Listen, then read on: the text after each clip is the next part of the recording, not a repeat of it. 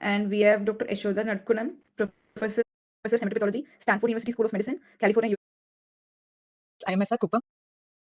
Good evening, everyone. I am Dr. Shayan Tobera from IPGM and SSKM Kolkata. I am a second year PG resident.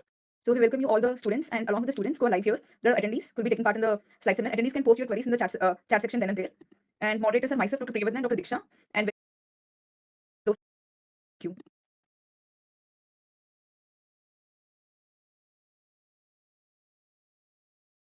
Thank you very much for the introduction. Can you see my screen? Yes, ma'am. Yes, ma'am.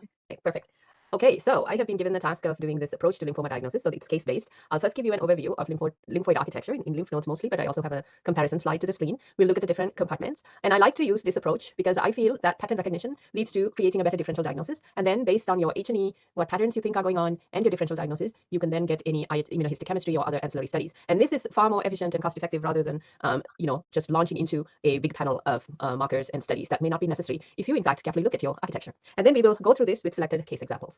Okay, so this is a drawing of a cross-section of a lymph node that was actually drawn by one of my residency mentors, Dr. Fajardo. And he was a great artist. He, when you're cutting up rosing in the gross room, he would come and ask you whether you understand everything. And then he would just take a paper towel and draw, actually freehand. So through residency, I saved many of his paper towels because he made me understand the three-dimensional structure of many organs. And so this picture is really, this picture is actually in an old fascicle, lymph node fascicle, but I like it very much. And it just really, you hardly ever see a lymph node looking like this because this is really sort of a perfect cross-section. And you can see that it has a capsule, it has vessels, lymphatics and blood vessels that pierce the capsule in different parts. The hilum is here. You see secondary, primary and secondary follicles. And I know that you have recently had a lecture that goes through all of the architecture very nicely. So I just wanted to highlight that I will be using a lot of that knowledge that you have from the recent lecture also to look at the cases today. Okay, so when you convert that picture and just look at the germinal center, so this is taken from a lymph node. You want to know about the germinal center. You know that this is the organ, or this is the area from which almost 80% of your lymphomas come from. It's like very high germinal center B cell derived lymphomas. So, it's very important to know about what goes on there.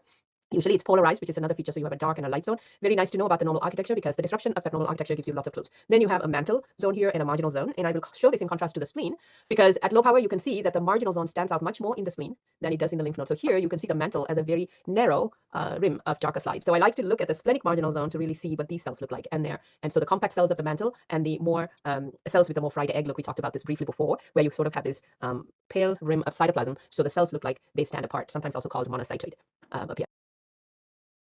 Okay, so the cartoon that one of my fellows and I came up with many years ago to think about how we approach lymph node diagnoses is to look at a combination, and we do this every day, whether you put it down in a cartoon or not. This is sort of how we do it. We look at patterns. So is it a follicular proliferation? Is it a diffuse proliferation? Is there a paracortical expansion? So knowing those landmarks in the lymph node really helps you know where those expansions and differences occur from the normal. And then this last one is sinus. And then there are others that mix up all of them or are partially involved in the node or are necrotic, so necrotizing lymphadenopathy. So then based on these patterns, and by the way, these markers are not set in stone. You can do markers or not at all in some cases. So this was just a guide. We have put down some markers, and of course we also have newer markers in some cases that are more useful. So this is not really to know exactly what to do every time. So this is just a guide, and this changes a lot.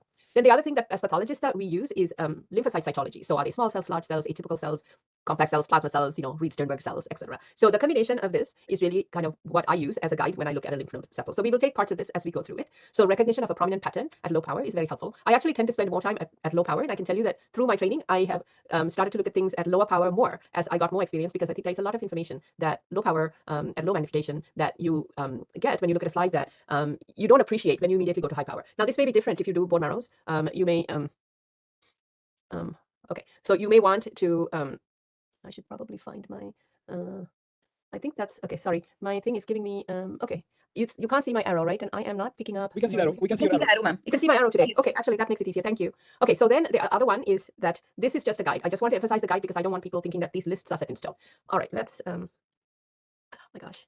Okay, I'm sorry. This I am not sure why this isn't moving. I'm going to reshare my screen.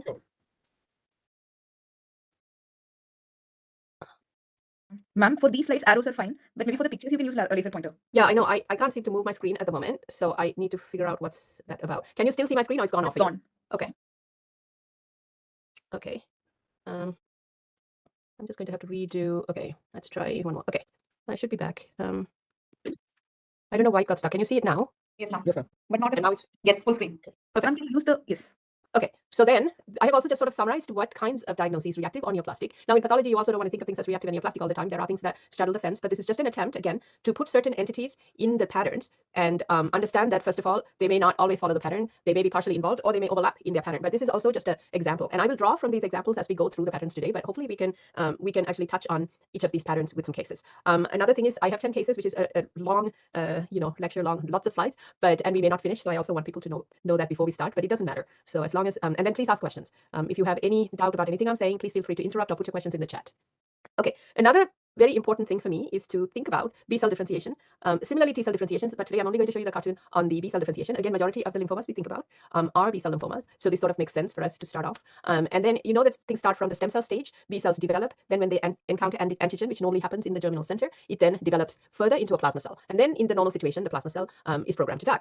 As it goes through these maturation stages, it expresses different markers on the surface or cytoplasm or nuclear. And we utilize these markers and those changes over the stages to actually correlate with the type of lymphoma that arises. Now, the very important thing to recognize is that this differentiation linked phenotype, as this is called, doesn't always apply in neoplasia. So when a normal cell converts to neoplasia, there are many molecular events that occur, transcriptional events, translational events, mutational events that get the cell, so say a germinal center B cell, into one of these. And not one hit is key. Sometimes one hit is key, and we use that like BCL2 or BCL1, cyclin D1, ALK positivity, all that. I mean, I shouldn't bring in T cell here, but so sometimes you have a mutation or a translocation that's defining, but most of the time you don't. And in the mutational profiling era recently, we have also discovered that unique mutations are very rare. So really knowing that this is a transformation, that the marker expression differs, it helps you put that information, layer that on top of your morphology and pattern recognition. Again, becomes very helpful for you to think about what markers to order. So for example, when you think that something is blastoid and immature, you might want to get a TDT right up front. Getting a CD20 on an immature B cell thing may not give you as much information as thinking about getting a CD79A, for example, or a PAX5. Similarly, if something looks plasmacytoid and you do only a CD20, you may not get a signal at all because it's already gone beyond the stage where CD20 is expressed. So the cytologic features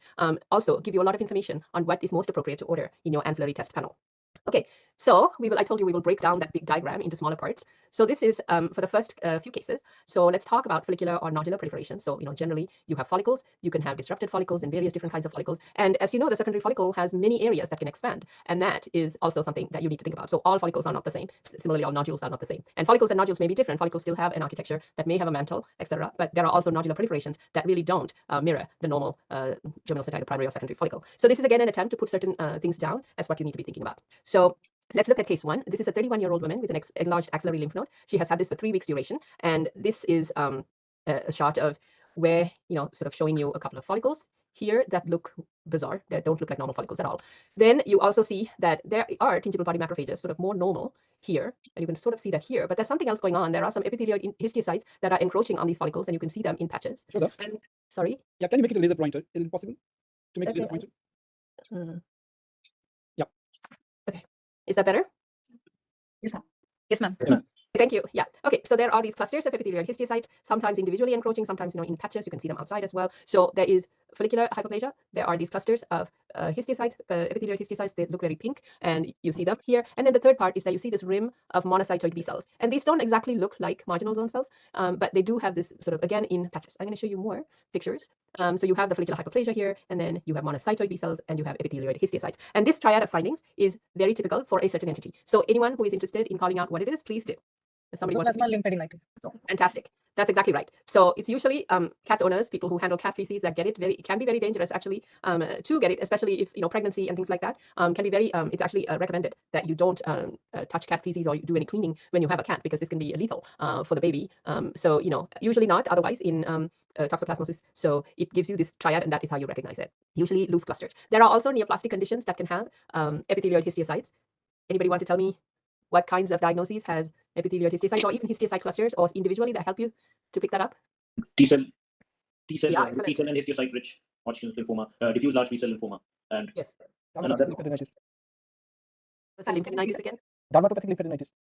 But in dermatopathic lymphadenitis, where would you see your histiocytic infiltrate or your dermal dendrocyte infiltrate? Would it be encroaching on germinal centers typically? No. Right, but you do see them, and we'll talk about it. And remind me of dermatopathic lymphadenopathy later in the talk. I don't have an example of it, but I'm glad you brought it up because you definitely see this infiltrate. They're usually sinusoidal. It doesn't have this distribution, but that's okay. I just simply asked where can you see them. All right, so T-cell lymphoma came up, Hodgkin lymphoma came up, reactive things came up, and things like dermatopathic. Excellent. And B-cell lymphomas, what about small B-cell lymphomas? Can you see anything? Anything where epithelioid histiocytes, especially like they are sprinkled, the cells are small and dark, small to medium and dark, very compact cells? What lymphoma would that be? And they usually look like this, like single pink histiocytes in a sea of dark blue in that particular lymphoma. And that can be very helpful. It also has hyalinized vessels in the background. So I'm talking about mantle cell lymphoma. I don't have an example today because I wasn't specifically going to talk about, not about particular examples of mantle cell lymphoma, but having epithelial histiocytes sort of sprinkled in that proliferation can be a very helpful finding histologically. So small B cell lymphomas can have them too, and that was the point of that. And then the other, and in Hodgkin lymphoma, you can see these in classic Hodgkin lymphoma, also nodular lymphocyte predominant Hodgkin lymphoma. So both types can actually show them. All right, so I can stop actually if people have questions for me so that we can take questions case at a time. There are no questions, though a few people had replied to your answer as mantle in the chat box. Oh, excellent. Okay. When I'm on the screen, full screen mode, I can't actually view the chat at all. So I'm sorry that that is the case, but as long as you are going to moderate it for me, thank you. Okay, so let's move on to case 2. This is a 71-year-old woman who had cervical lymph node enlargement for about 6 months. She had been feeling a little tired, which is something important to pay attention to when people complain about tiredness, because that may actually be a B symptom, depending on B symptom as in a systemic symptom that is part of a lymphoma clinical presentation. Usually fevers, night sweats, or weight loss are much more readily noticeable. When you're taking a clinical history, it's much more obvious when you ask people about fever or night sweats or weight loss. Again, this is not just low-grade fever or just sweating at night because it's hot or something like that. This is really need to be significant. Equally, the definition for night sweats is that they have to wake up and change sheets or change clothes. So it needs to be significant. And weight loss is defined by percent of their weight, and so it'll be something like 50 pounds, so like losing 5 pounds here or there doesn't count. So just also wanted to say that clinically these are defined.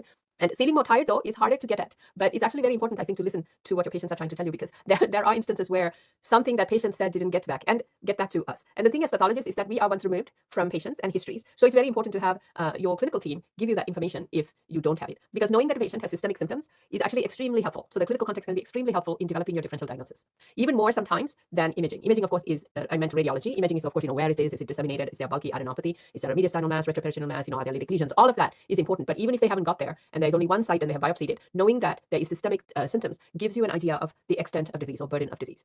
Okay, so a cervical lymph node excision was performed, and this is what we see. And again, I don't want to call people by name, but you are welcome to chime in. What do you think you're seeing here? Follicular lymphoma. A follicular pattern. Right, excellent. So follicular pattern, and at this point, just focus on patterns rather than final diagnosis. It's okay if you know the final diagnosis is easy, but why? So follicular pattern is perfect, but somebody also just called out follicular lymphoma, which is also fantastic. And why do you think it's follicular lymphoma and not just, The node is replaced by many follicles which are back to back, and there is less mantle zone, and there is less variation in size among themselves. Follicles are tightly packed together. Yes. And they are more regular. The variation in size is not there. And also, I could appreciate some cracking artifact which was around the follicles. So I was tilting more towards a malignancy neoplastic etiology as opposed to a reactive hyperplasia etiology. And the follicular nodular pattern is more seen in follicular lymphoma, but it can also be seen in nodular sclerosis type of Hodgkin's lymphoma. But those follicles are morphologically different from the ones we see in follicular lymphoma. And then mantle cell lymphoma and marginal zone lymphoma also have the we can see follicular nodular pattern in neoplastic etiology, which I was tilting more towards. So fantastic. Okay, you should be giving the lecture. This is great. So the reason also for so many, and both of you described the follicles that are back to back. What do you think here? There's variation in size and shape here. Size mostly. They're not really back to back. I'll still go with follicular hyperplasia. Okay, so follicular hyperplasia is in the differential for you. Very good. Need to keep it open. And I think the variation is in size is there, and mantle zone is somewhat preserved.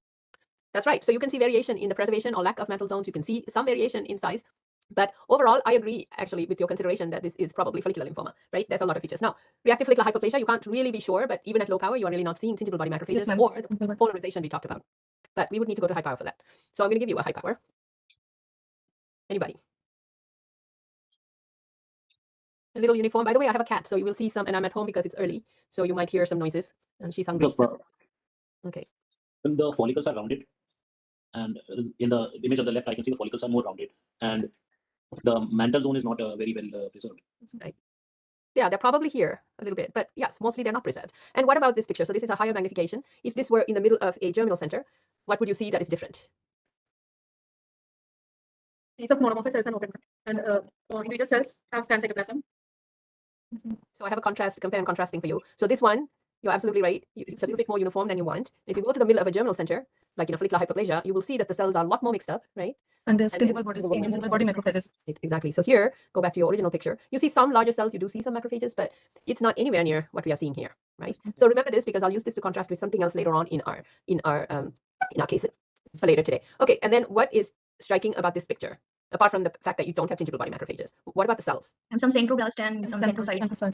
Excellent. That's exactly what I'm showing here from that case. You have these smaller cleaved cells and centroblasts. So I don't need to spend any more time on this, I think, right? Centroblasts will have peripherally placed nuclei, and like this is a good example. And then the centrocytes, as you know, are more cleaved, and they may have this sort of clefted appearance. And if you have a BCL2 stain, the contrast for the two follicles that I showed should look like that. So in a normal germinal center, you should only have scattered T cells that are positive for BCL2. And in a follicular lymphoma, the neoplastic B cells that comprise the follicle will typically be positive, right? So can you have a follicular lymphoma that's negative for BCL2? That's right. And what is BCL2? It's an anti-apoptotic antibody. Okay, and do you know the translocation that it's derived from? 11. 14, 18.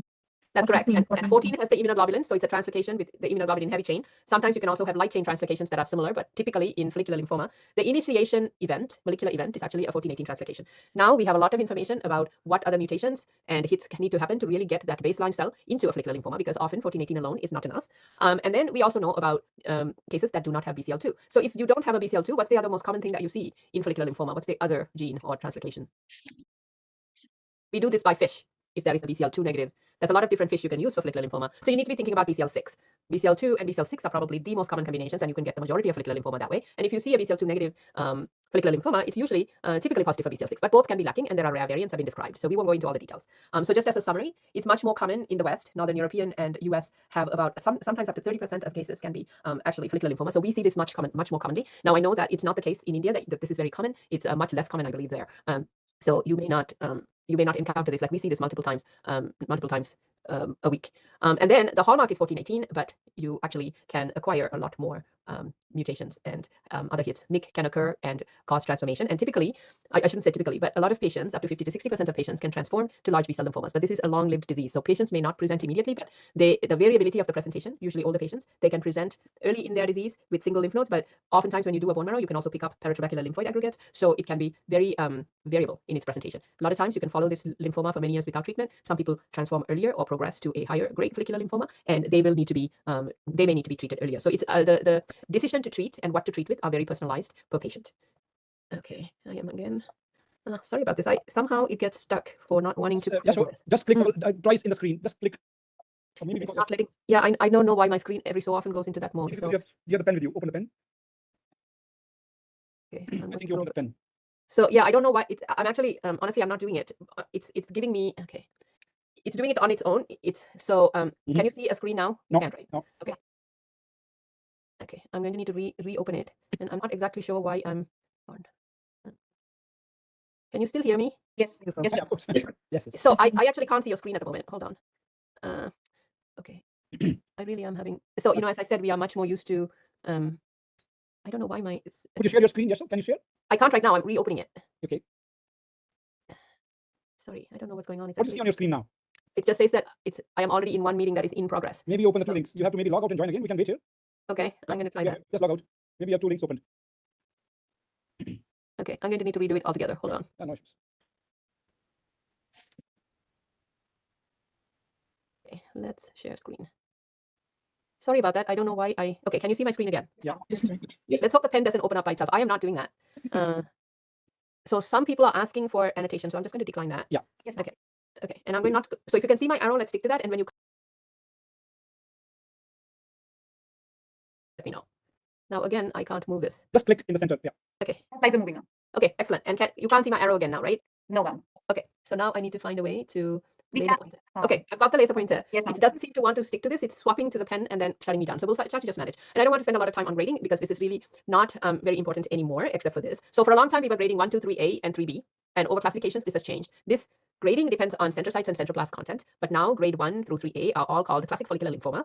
This is a very welcome change in our classification because there was really no clinical or prognostic reason to count or separate these features. But if you have grade 3B, which means that you have follicular proliferation, but all the cells in there are sheets of large cells, you call it follicular large cell lymphoma, and that is your nodular or follicular counterpart of a diffuse large B-cell lymphoma. So this is the only grading that is required now, and it is, as I said, a very, very welcome change to all of the grading we used to do. Okay, so